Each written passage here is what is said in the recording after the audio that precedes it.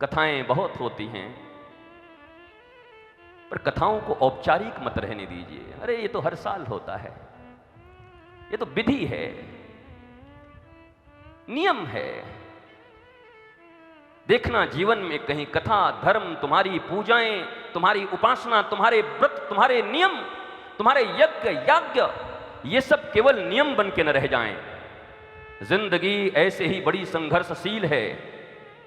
स्थिति यह है कि घर में कमाने वालों की कमी पड़ गई है, इच्छाएं अनंत हैं, पूर्ण इतना भी नहीं हो पा रहा है।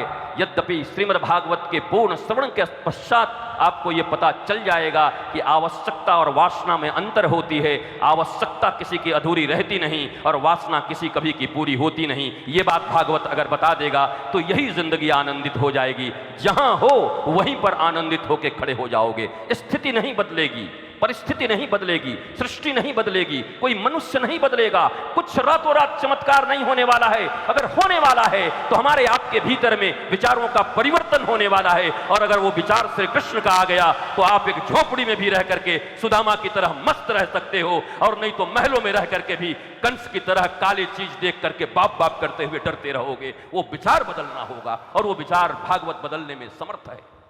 इसलिए हम भागवत सुनने बैठे हैं, इसलिए हम भागवत कहने बैठे हैं। यहां कोई विद्वता की बात नहीं है, न कोई विद्वता का अहंकार है, न अभिमान है। भारत माता की सेवा के लिए, भारत में रह रहे लोगों की सेवा के लिए मैं भी भारत का एक नागरिक हूं, साधुवाद में हूं। भारत के प्रति हमारा भी एक दायित्व है। देव देव आलसी पुकारा। सोमनाथ के मंदिर जब खंडित हो रहे थे तब भी हजारों लाखों लोग थे, पर प्रतिकार न कर सके।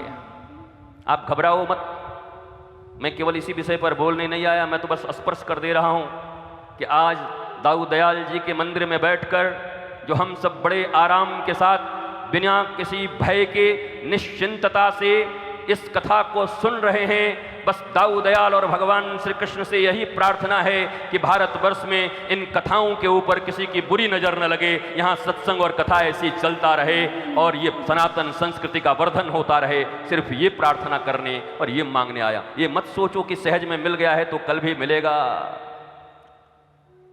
कश्मीर में नहीं सुन सकते थे, केरला में नहीं सुन सकते थे, अपने ही भारत के बहुत से राज्यों में बैठ के नहीं सुन सकते अच्छे से। धक धक करेगा तुम्हारा हृदय कि बेटा गया है सुबह 5-6 बजे, अभी तक लौटा नहीं, गया कहां। चूंकि आप यहां पर हैं, हम यहां पर हैं, हमें पता नहीं है, पर इससे क्या होता है। आग लगती है और अगर लपट को समझ नहीं पा रहे तो एक दिन अपना भी घर जलेगा ही। और कोई पहली बार थोड़ी जलने वाला है, इसके पहले भी कई बार जल चुका है।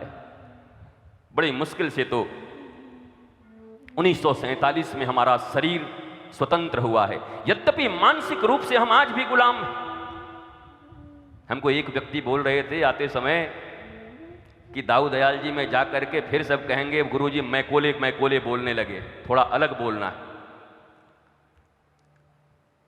हमने कहा अगर इनको ये जानकारी नहीं होगी हम लोगों को कि हमारी जो शिक्षा चल रही है उस शिक्षा व्यवस्था में हम बहुत दिन बचने वाले नहीं। ये जानकारी अगर हमें नहीं होगी तो आप तो चले जाओगे। 70 साल के बाद हर आदमी को जाना है, 60-70 के बाद।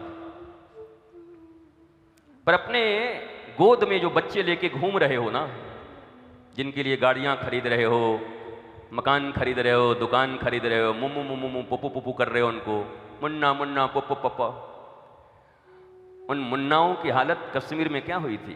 तुम्हारी तरह तो मुन्ने थे वहां पर। माओं के सामने ही उठा उठा के कैसी दुर्दांत अवस्था की गई थी।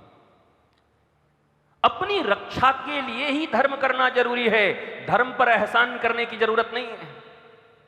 कई लोग धर्म पे एहसान करने को राजी, भैया हम तो धर्म की रक्षा कर रहे हैं। भैया अपनी रक्षा कर ले ठीक ठाक, धर्म का रक्षा करेंगे, कमाल है। हम समाज सेवा करते हैं, अपनी सेवा कर लो ठीक से। हम राष्ट्र सेवा करते हैं, अपनी सेवा कर लो, राष्ट्र सेवा हो जाएगी। मनुष्य का जागरण ही अपने परिवार, अपने समाज, अपने राष्ट्र और इस पूरे ब्रह्मांड की सेवा है। अगर इस यूनिट को हम न सुधार पाए, अगर इस यूनिट पे ध्यान नहीं दिया, ये श्रीमद् भागवत की जो कथा होगी, क्या ये बाह्य कथाएं हैं या ये आत्मदर्शन की बातें करेंगी, भक्ति की बात करेगी, ज्ञान की बात करेगी, वैराग्य की बात करेगी? आज तो पहला दिन है महाराज जी, आज तो महात्मा वाला कथा होगा ना, धुंधकारी वाला। नारद जी और भक्ति जी मिलेंगे, फिर भक्ति बेचारी जवान हो जाएगी और ज्ञान वैराग्य दोनों बूढ़े रहेंगे। वेदांत गीता इत्यादि उनको सुनाया जाएगा, पर फिर भी वो नहीं उठेंगे, और फिर जब उनको भागवत सुना जाएगा तो वो जवान हो जाएंगे। वाह रे वाह, क्या भागवत है बड़ी भैया। 100 भागवत कोई सुन बैठा है, कोई 50 सुन बैठा है, कोई 500 सुन बैठा है, इसी का अहंकार है।